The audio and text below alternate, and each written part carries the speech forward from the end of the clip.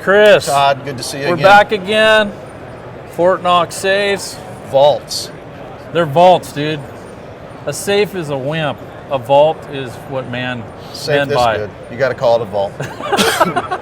Anyways, dude, our second podcast. Okay, the last one we did, the guy got basically almost killed by a grizzly bear. Twice. Basically, Todd had one of the biggest balls I've ever seen. I mean, that's unbelievable. One of them. One ball? Two. Why did they say one ball? I don't know. Hey, we got a new guy here. We got a new guest. Yes. Okay? So I started Tell me watching. about him. So he's got a program called Lions Not Sheep. Okay? Basically, he's talking about the things that you and I have been talking about for a long time. But you know what? He's taking it a whole nother level. Okay, here we are at SHOT Show. Sean, his name is Sean Whalen. Okay? Started watching his videos and I'm like, what is this guy all about? But dude, I'm loving it, man. I'm loving everything he's doing. I love it, loving what he's saying. He's got a program. And you know what? I think Dana ought to bring him on her show because I think he's an up-and-coming guy I'll be the judge of that. Okay, we'll find out. We'll Sean, see. Come on in. Come on in, Sean. What's up, man? This is Sean Whalen. This is Chris Sean, Lack. you guys are like all buddies. I was You trying guys to are- figure out how to pop out of know. a safe or whatever, but We couldn't get him in the We'll just do safe. It's too The big walk for a in. safe. Yeah. So tell us about what you're doing. I know you just ran for an office, which is probably crazy in itself. yeah. Tell us what you're doing. Tell us your story, man, in a nutshell.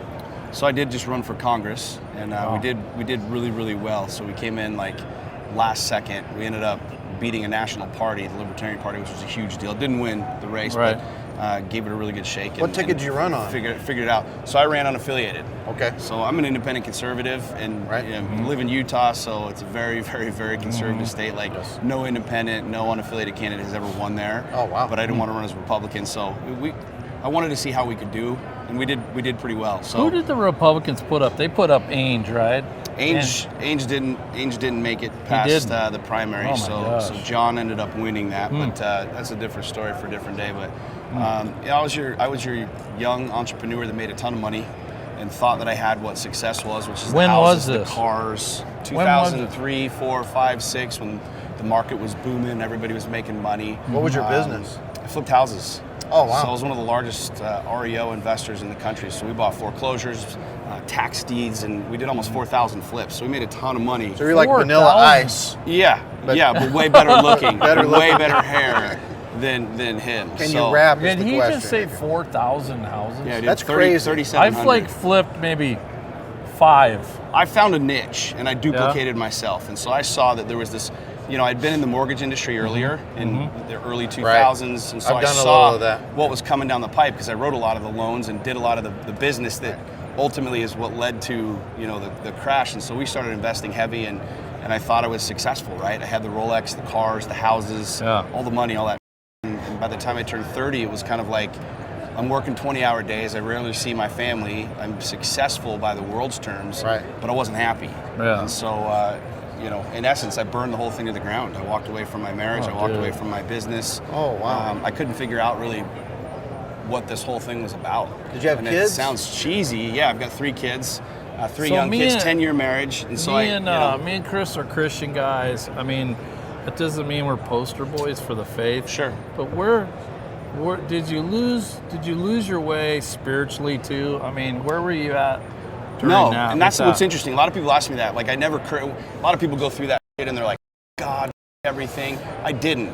Like, I had built this empire, which is what, we go to school, right? Go to school, get a good job, make a ton of money, get a house and a white picket fence and cars, and this is what success is. Well, I fast-tracked that, and I was doing it big, and grew up in a single-parent home, so I didn't really have dad around to guide me or anybody else, no coaches or mentors, and so, I was running 1,000,000 miles an hour, but I wasn't finding really any joy in that. It wasn't a religious thing. It wasn't a God thing. I just kind of burned out. I was kind of burning the candles at both ends, as most people talk about, and you hear that. And I had everything that should have made me happy, but I wasn't happy. Right. And so ultimately I ended up literally walking away from it. I turned my business over to my partner. We did $22.5 million of revenue, and I literally walked with nothing.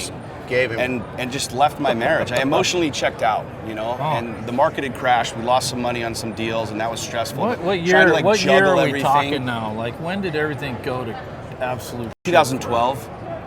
2012. So we were I took all my money that I made young in life and I put it into developments. Yeah. And then 2008 rolls around and everybody geez. lost their ass. Right. But then I started my flipping company in 2008. And so on one hand, I'm losing millions of dollars. And on the other hand, I'm making millions of dollars. And so I talk about it in my book that's getting ready to come out. Like I felt like I was juggling bowling balls. What's the name of your book, Sean? So how to make shit happen. There's of course an asterisk on the front because you don't want to write shit on the front. I of the book. like that name, man. But I talk about It's this. pretty simple. I talk about my story. I talk about how I went from what everybody perceives, what I thought was success, to literally moving out of an 8,500 square foot house into a 2-bedroom apartment, and ultimately putting a gun in my mouth, like contemplating, dude, wait a minute. saying this is the deal, right? So it got You that gotta, serious. you gotta talk. You gotta tell us, like, I mean, that's pretty. You just jumped heavy. right to the gun in your mouth. That's heavy stuff, man. My divorce was nasty, man. I was angry, and I was really angry, and I think a lot of guys resonate with this. And you and I have talked about this before. We build up what we think is supposed to be success. We have the image of everything, but inside we're not full. We're not like feeling it, and so ultimately, I walked away from all of that, and I blamed everybody. I blamed my ex-wife for not loving me more. I blamed my business partner for not helping me more, and really, I was an arrogant. You were lashing I didn't out. know. I was angry at a lot of people, and so I found myself in this really alone spot, and that was kind of my darkest night. I talk about that, and it was one night where I was like, I f***ed everything up. I had 171 employees that, like, literally almost in a matter of a few months were unemployed. And I left my marriage of 10 years with my wife saying, hey, let's work this thing out, and I'm like, I'm done. Like, literally walking away and kind of having one night where I was like, what am I even doing here? Like, what's the purpose of all this? And I literally had a conversation with myself, like, it might be better for my kids who are young enough if, like, I check out now and then they don't have to know about dad and how crazy it was, right? And when and you they say can check grow out, up. you're thinking, I'm just going to kill myself and I'm going to end it. Were you drinking? Were you doing drugs? I was doing everything. I was partying. It was the pain, man. There's so much pain that we don't talk about. Right. Like, we talk to our buddies, how you doing? I'm good, I'm good. You don't know who's really drowning because nobody. We're not raised to tell the truth. No. We're raised that the alpha male is bang on your chest, Sure. tell everybody how cool you are, tell everybody how great everything is, and you're drowning at the same time. I think for someone like Todd, who lives a lot of his life on television for the last 8 years, it's kind of hard to get away from people not knowing the pitfalls Dude, of life. I like have millions of people worldwide watch me absolutely screw stuff up, and it's like keeps you humble. You don't have a lot of ego after you're that. Open, and that's what I found. I'm pretty open, man. I'm pretty open. That's what changed it for me is I felt like I was like telling everybody I was good. I'm good, right? I'm divorced, but I got all these hot chicks I'm hanging out with, and I can always make money. And it was that night that I was like, dude, I'm so angry and I'm tired of lying. And that was the night that I contemplated taking my life. And luckily I didn't. I woke up the next morning and had a 9mm a couple inches from my head, and What I just stopped was you? like, I don't know. I think everything has a purpose. I don't believe in coincidence. Is that I a think God I had thing? to go. I had to go down to that path. I bet you it was a God deal. To hit humility. There's a lot of us, it takes losing millions of dollars. It takes contemplation. It takes a death for us to really figure out who the f- we are. I mean, most of our biggest, and I say humans, our biggest learning lessons, our biggest experiences come in the darkest times. Right? I mean, we're learning when we have to go really deep into our soul, into our heart. And that was like my night where I was like, why am I really here? And I woke up the next morning and I just realized, I'm like, I don't want to be angry anymore. I'm tired of being angry, but I don't know what I was angry at. I wasn't angry at God. I really wasn't angry at her or anything. I was just angry inside. And so I kind of went on a journey from there that, I've talked about, and I hired a coach, and my coach challenged me. He's like, dude, you got to tell people the truth. And one night I sat on my bed and after like a really nasty divorce, I finally got to a place where I was even talking to my ex-wife. I mean, I picked up and dropped off my kids from a police station with a police escort for 6 months. That's how nasty my divorce was. Holy mackerel. And so Can't even imagine. one day we got to a point where I was picking up my kids and my ex said, hey, come on in. And I went inside and she had a brand new baby. She's remarried. Again, we're highlighting the story really fast, but I ended up holding her brand new baby, took a selfie, and I went home that night and it was just just flowing with like this gratitude. Like, man, I almost killed myself. right, to get to this point now. And really, it wasn't a journey for her or for us. It was for me. Like, I had to Sean, go down there. how do you and I told that story on social media. How do you pick yourself up out of that situation? I mean, it looks like you're at it. You're grateful that you didn't kill yourself. How do you go from that?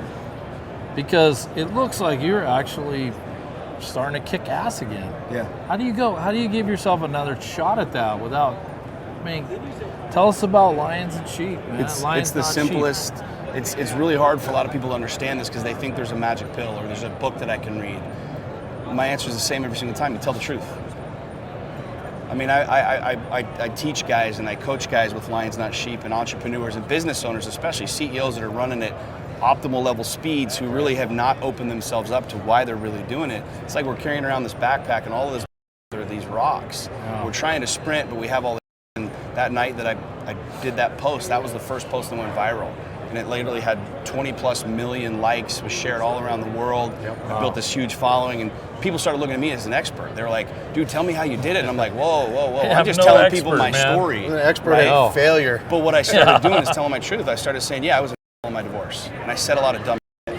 And I didn't know everything that I thought I knew in business. And that's why I lost millions of dollars. And I didn't have every answer. But that's not what we do as alphas, right? Yeah. And so like what I coach guys on now, and in the midst of all this, I had this kind of epiphany come to me, and this Lions Not Sheep just like literally appeared in my brain. It was kind of like I resonated with it. Like I had lived my life as a sheep, following people, following what I was told, doing what it is that was supposed to be done based off of this model of what a successful man was. And it's all, which is why divorce is at an all-time high. Male suicide is at an all-time high because we don't tell the truth. It's like, no, I'm not good.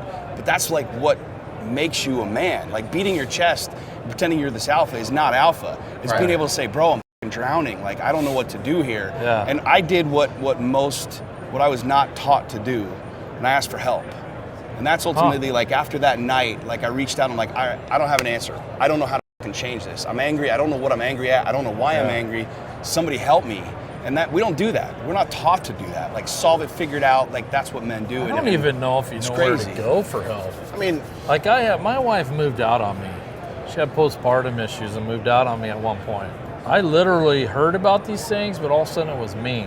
Right. And I did not know how to handle it. When you feel like you're an island, and what I'm finding, I was actually it's lonely. I was keynoting a marketing event in Phoenix not too long ago, and there's 600 people in this room. And it was really powerful because I'm talking marketing and business and social media, and I've got millions of followers and 600 million views on my videos.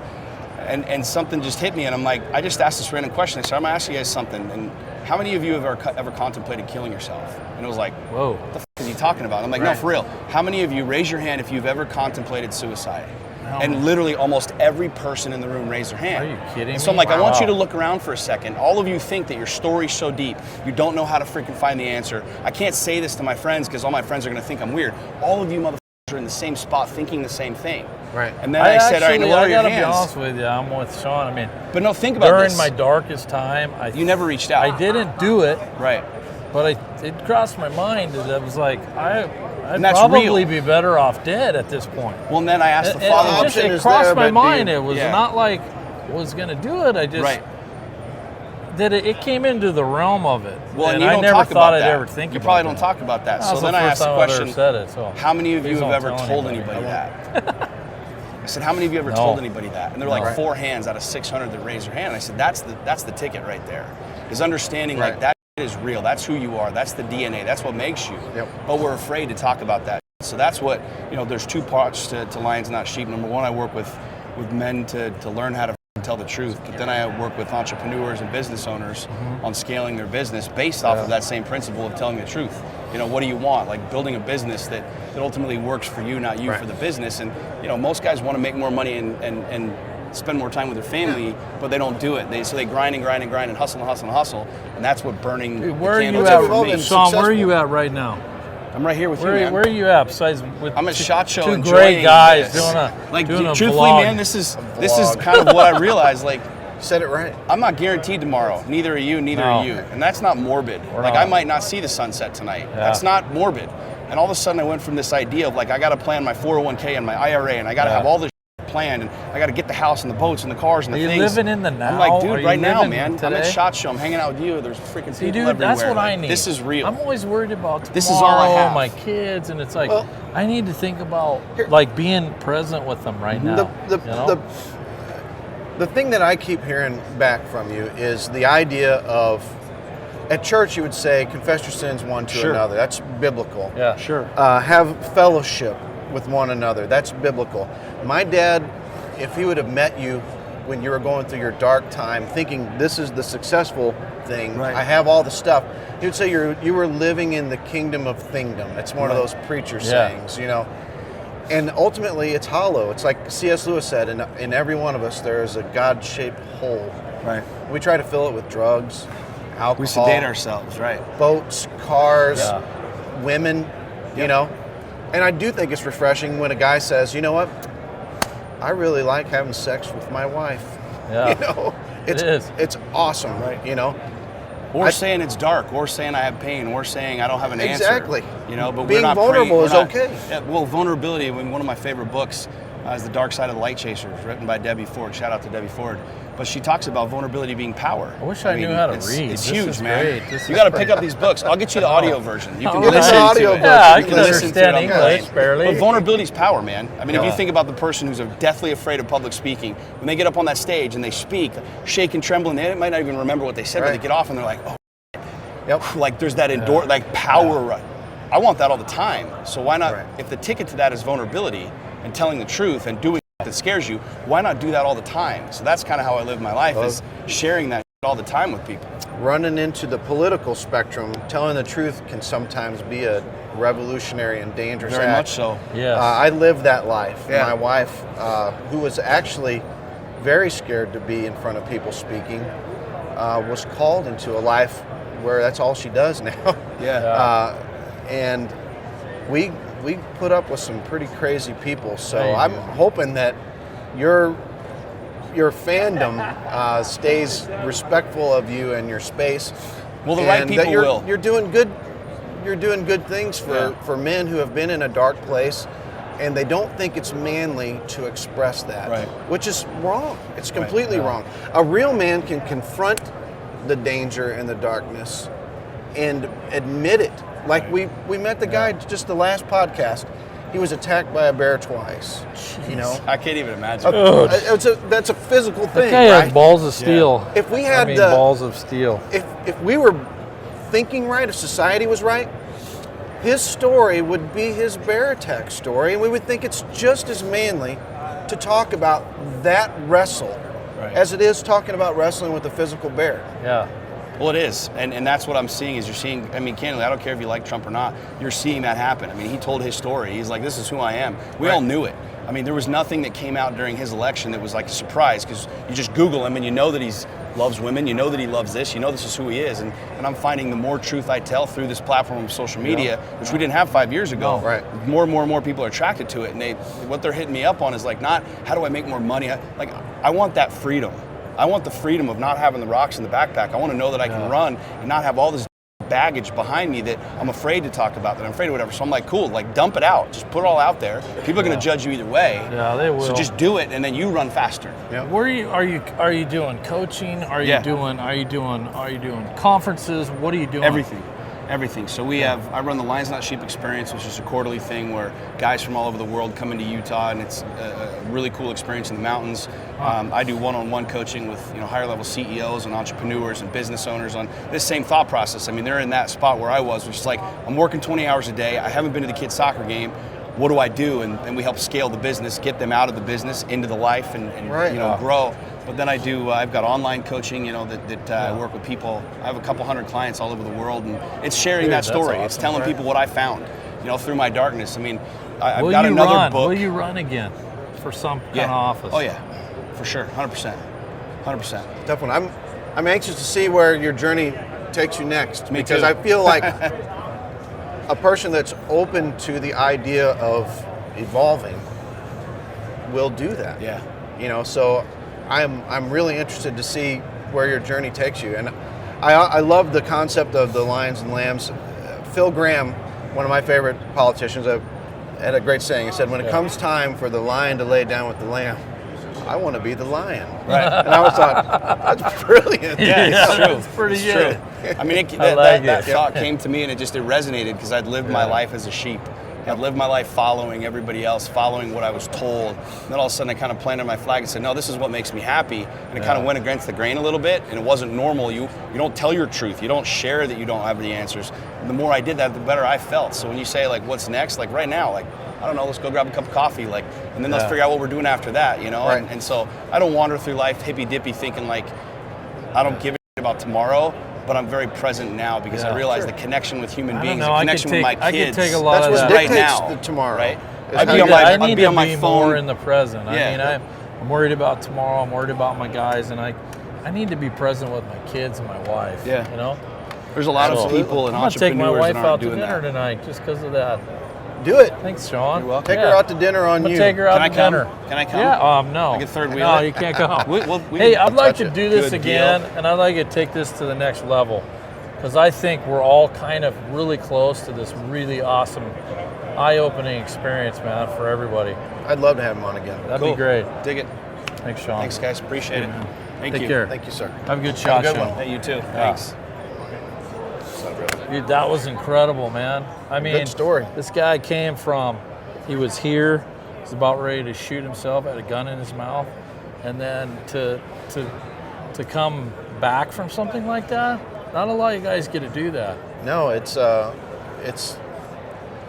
America loves a redemption story, right? Yeah.